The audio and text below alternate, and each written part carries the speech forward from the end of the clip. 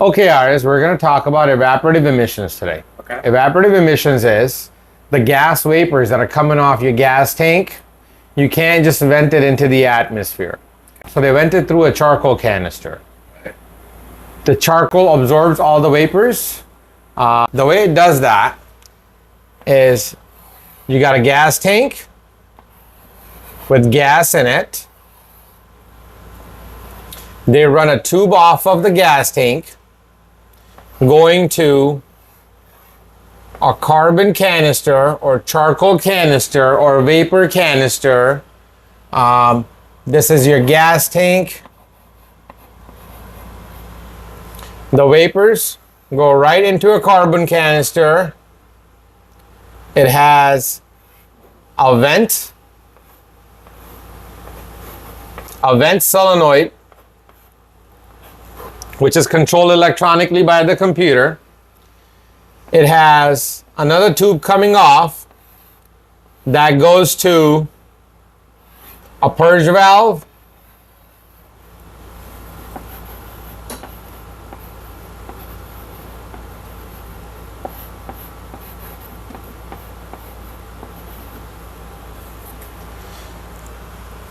And then the purge valve gets its vacuum from the engine intake. The engine intake.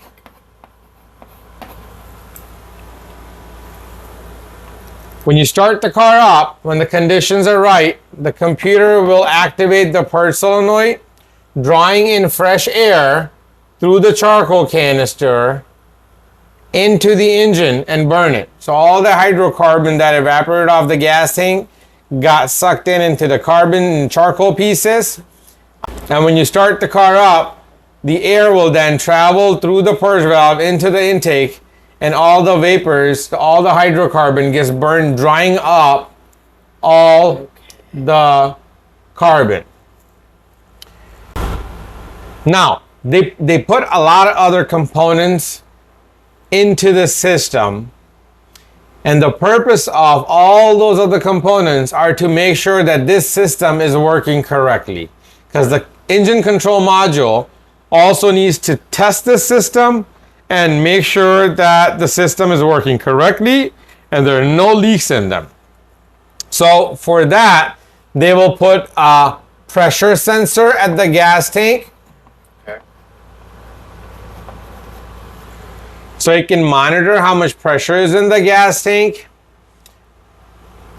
They put a vent solenoid so they can close this. So what the computer will do is it'll shut the vent off, it'll close the valve, it'll activate the purge valve, it'll create vacuum in this whole system, it'll then seal the purge valve as well, it'll look at the pressure sensor. So the computer will create vacuum in the whole system,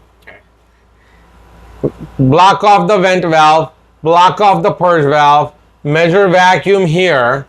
It'll wait a predetermined time, and if the vacuum releases on its own, it will set the code that you got a system leak somewhere. Depending on how quickly the vacuum is released, it will set a code for small leak, large leak. It can also set a code for Evap system. So your P0440, your P0440 is a system code. That just means the system that's not working right. It's not necessarily a leak code. This was a very basic understanding of Evap system. I will make a part 2 explaining more advanced systems and their operations. I will also go over electrical diagnosing of purge solenoid, vent solenoid, how to test them. Thank you for watching my video. Please don't forget to hit like and subscribe.